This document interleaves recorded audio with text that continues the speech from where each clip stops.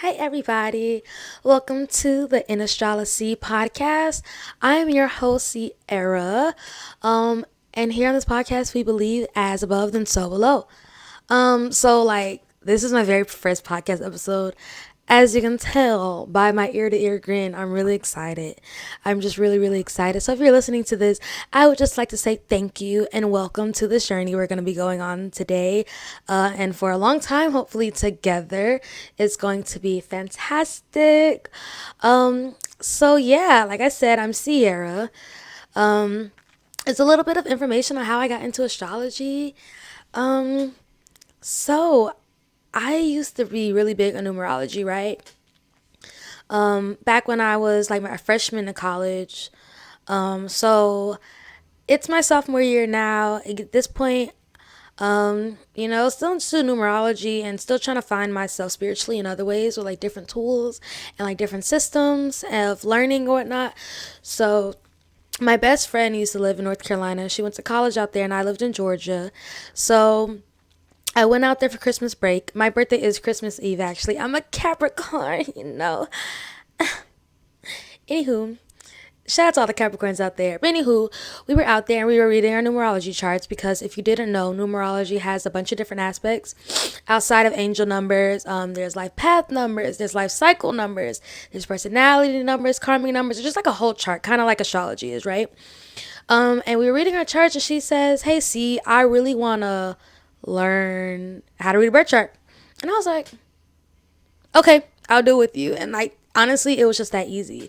So the next year I was just, I just started reading articles, reading books, listening to podcasts, YouTube videos.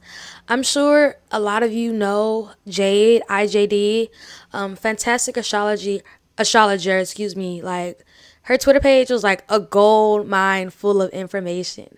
And it was just really, really awesome. And I just really fell in love with it. Yeah, it's really great. It's a great tool. And that's really what I want to talk about next, like how much it has helped me along the way and like what value is added to my life and in what ways that it just couldn't provide much value, okay? So the first thing is that it has really helped me as an identifier. It has helped me identify my strengths, my weaknesses, my emotions, my moods, how and why they behave like that or why I behave like that, really. So it's just been really a great way for me to get to know myself better. I don't know if I'd be able or if I would know myself as well as I did if it wasn't for astrology, right?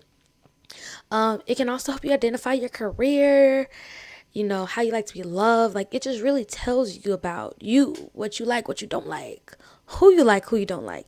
Because I'm telling you, some of y'all out there, I'm not going to say which sign or which placement I'm talking about, in the hopes of not offending anybody. But I can read my birth chart and see the kind of energy that I don't mesh well with, right?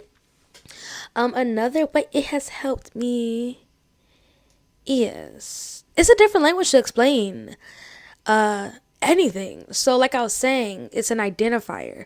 Our languages that we use, whether it be English, Spanish, French, whoever, they are nothing more than identifier because a chair is not a chair. It's only a chair because we said so, right?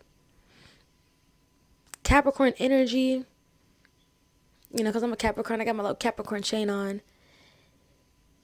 How we behave, we don't act like this because we're Capricorns. That's just the name we gave for it, right? So yeah, it's just like I said, it's just a beautiful language. So I'm gonna get into some of the downsides real quick, and one of the downsides is not everybody understands the language. So you get to referring back to it and using the terminology and explaining yourself, and everybody's around you just kind of like, "Girl, what are you talking about? Like, what? Run that by me again." And it can get frustrating because it really kind of puts up a barrier in relation. If that's how you relate and the person you're speaking to doesn't relate to the world in that same way, then it's kind of like, you gotta recognize who you can speak the language to and who you can't, because some people are just gonna be like, girl, what does that even mean? For real. Another thing is, so I mentioned how it like helps you identify your emotions or whatever, and it can really aid in healing. It really can. That was a point I missed. It's great for healing. However, it's just an identifier of what you need to fix or, what you need to strengthen, but it does not do the work for you. So that is a way it doesn't help me. It's not a quick fix. And I am very much like, I want a quick fix type of person, but like, I'm learning to be patient and trust and be in flow with the universe and follow what God has in store for me. So like, it doesn't fix everything. You have to be willing to do the work. And I guess that's not a con necessarily, but if you're looking for astrology for like a little quick fix to all your problems, you might want to find something else. And even then, you're not going to find it. So kudos to you. I hope that everybody learns that things take time and work as they go on their journey. There's no magic, there's no religion, there's no card. Like, there's nothing that's going to get you everything you want without you having to work for it. Sorry. Not sorry. I wish I wasn't sorry. I was sorry about it, but it's just not the case. Also, it does not help me in the way that it kind of, how can I put this? Like I said, you start relating everything back to astrology and analyzing people, but sometimes people don't need to be analyzed. You don't need to tell people about their birth chart sometimes. And I am good for that. But people are more than just their charts. You are more than just your chart. You're more than data. You're more than your moon rising. You're more than your Mars, Pluto. You're more than all of that. So, just try not to overanalyze people like I have done in the past. Because it can really hinder things, We have so much more to our life and what shapes us than just astrology now. It does play a key role. It does. But give people grace. Don't just assume because of their chart, because you don't know what experiences they've been through the same way they don't know your experiences. So, just grace. Understanding beyond planets is important too. Useful, but also it's not everything. And hindsight is 2020. Hindsight is 100% 2020, okay? So, yeah. Moving into the next topic. Besides just, how I got here. A question that really has ran through my mind the last couple of months is it okay to read people's birth charts without permission? Admittedly, it's a bad habit of mine. I do it all the time.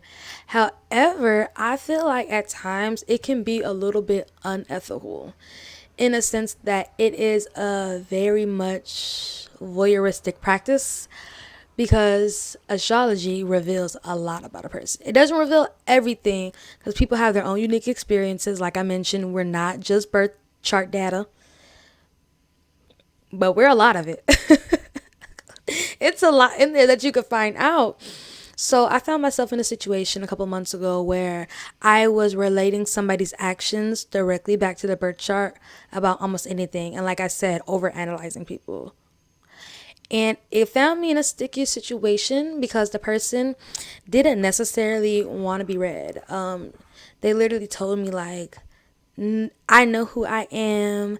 Don't just tell me that I don't get along with somebody because I'm a Sagittarius and they're a Libra. Da da da da. I mean, while I still feel like I was right about it, she made a valid point.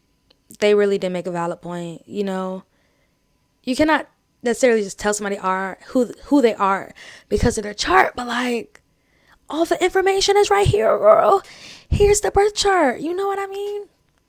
So, it can be a little unethical. You can't tell people who they are just based off their chart. And also, it is, like I mentioned it a moment ago, like a form of voyeurism. Energetic and emotional voyeurism, depending on what you're looking for and how well you can read a chart. Because the way I read charts is I specifically look for emotional trauma. Sounds crazy, but it's a means to healing. and helping people heal. So I was in a Facebook group about a particular attachment style. I won't tell you which. I guess you just have to listen to figure out. But because I have the attachment style, right?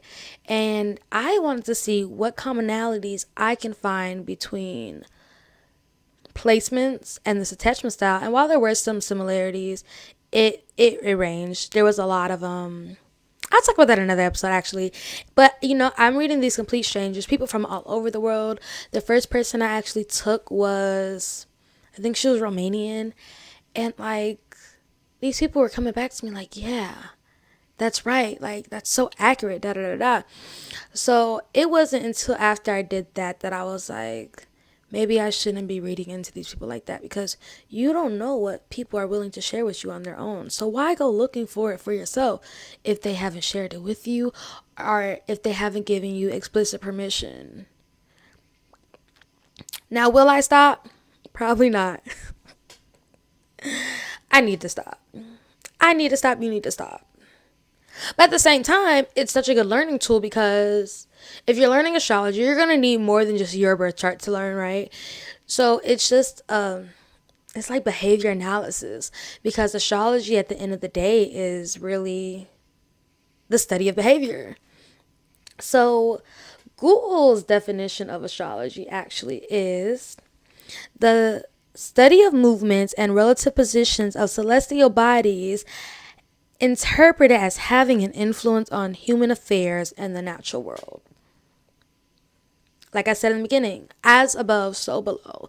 So as the planets move and shift into different signs and touch each other differently, it affects our human behavior and our human affairs. It's really just the geometry and symbolism of the planets and how it affects our energy. So studying that, you kind of have to study other people. But I think the problem begins when you start using that to tell other people who they are, like I did. And I was wrong for that.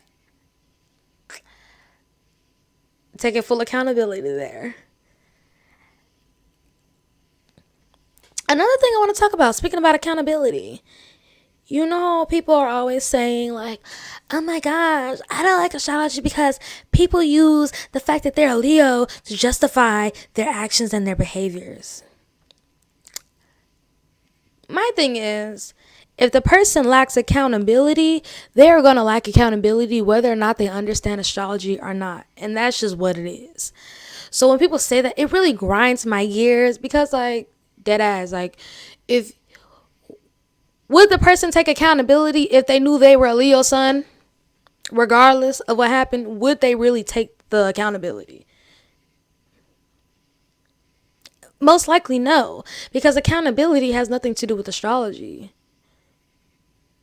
They would find a way, an out, an excuse to not take accountability regardless of if they knew about their sun sign or moon sign or Venus or whatever or not. And my thing is, people who do that most likely don't even know astrology for real. But at the same time, they may not take accountability for their actions, but that doesn't necessarily mean that it does not play a factor in how they behave in a certain situation. I mean, what more? It's not astrology's fault that people don't take accountability. That's their own personal issues and problems. And that's just that on that, okay? So, we are going to have a couple little fun segments on this show. One of them is going to be called Astro Ask, and that is basically where I answer different questions about astrology that people may have. And once I get some viewers, once you guys come in and comment and ask and share, and subscribe, I will be able to answer questions directly that you guys have, right? So this first question today is, which astrology chart is more accurate, tropical or sidereal?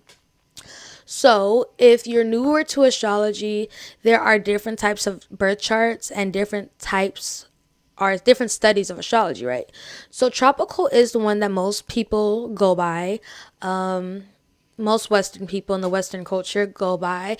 And sidereal is more Eastern. If you ever get a chart reading from anybody in India, it is more than likely going to be sidereal astrology, right? And the key difference is how things are interpreted, how the signs are interpreted. So I'm going to read this little tidbit from Google, which says tropical astrology is based on the sun's positions on the ecliptic, which is the region of the sky through which the sun appears to move over a course of a year. So we understand that from when does Aries start? March 19th, March 20th of 1 year, 2022, to that same date in 2023, that's a full revolution around the ecliptic. It goes through all 12 signs, all 30 degrees, and boom, we're back at the Astro New Year, right?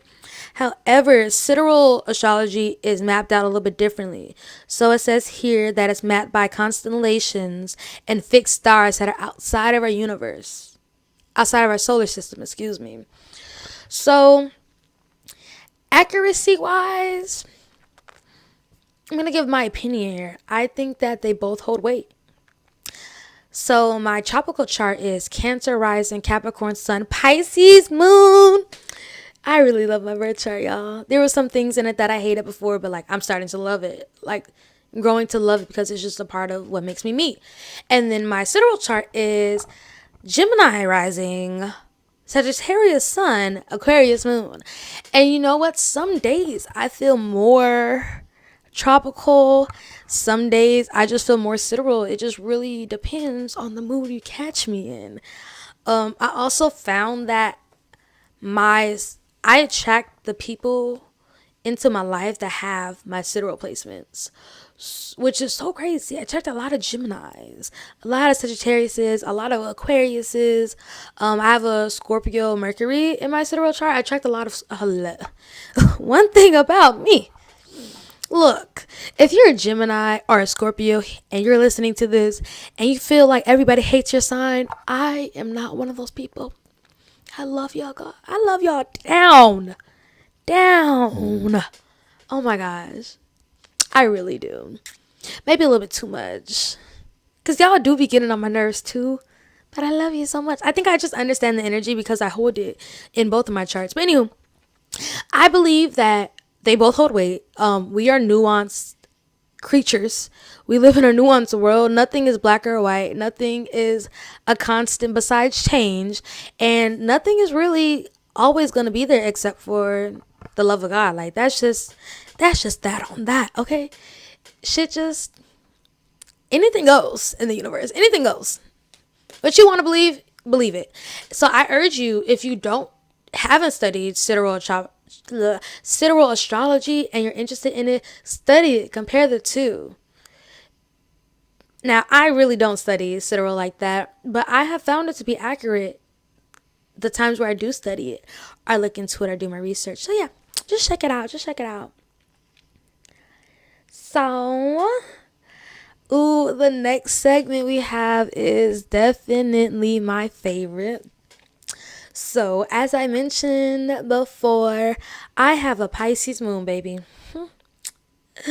Not to flex on y'all, but I do have a Pisces moon. And Pisces are very, very artistic. Love art, visual art, dancing, singing, music, movies, all of it, right?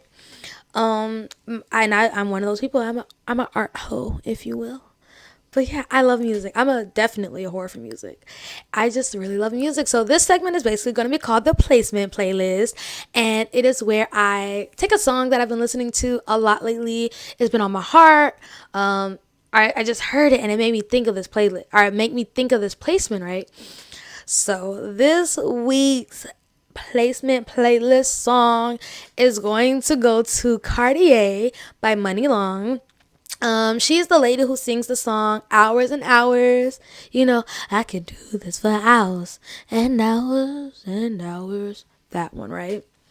So the song is basically like, you got to pay the price to get me, to cuff me, to love me down. Pay up.